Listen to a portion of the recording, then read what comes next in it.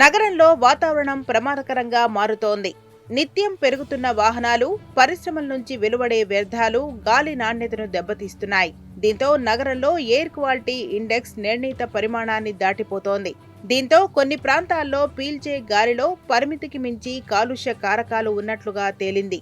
నగరంలో పరిస్థితి చేజారకముందే నియంత్రణ చర్యలపై దృష్టి పెట్టడం లేదు. కాలుష్య కారకాలను తగ్గించేలా చర్యలు తీసుకోవడం లేదు. ఎయిర్ క్వాలిటీ ఇండెక్స్ ఆధారంగా రూపొందించిన నివేదిక ప్రకారం దేశంలోనే అత్యంత కలుషిత నగరాల జాబితాలో చేరింది హైదరాబాద్.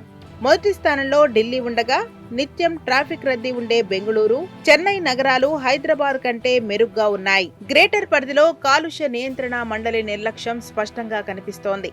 వాహనాల నుంచి వెలువడే వ్యర్థాలు, కాలుష్య కారకాల పరిమాణం 2 ఏళ్లలో భారీగా పెరిగింది.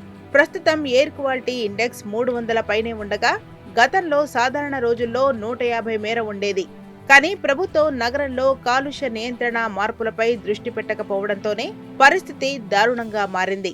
గతేడాది గాలిలో PM 2.5 స్థాయిలో పోల్చితే ఈసారి నగరంలోని పలు ప్రాంతాల్లో 3 పెరిగినట్లుగా నివేదికలు చెబుతున్నాయి. ప్రభుత్వం ఇప్పటికీ స్పందించకపోవడంతో ఢిల్లీ లాంటి పరిస్థితులు నగరంలోనూ కనిపిస్తున్నాయని ప్రజలు ఆవేదన వ్యక్తం చేస్తున్నారు.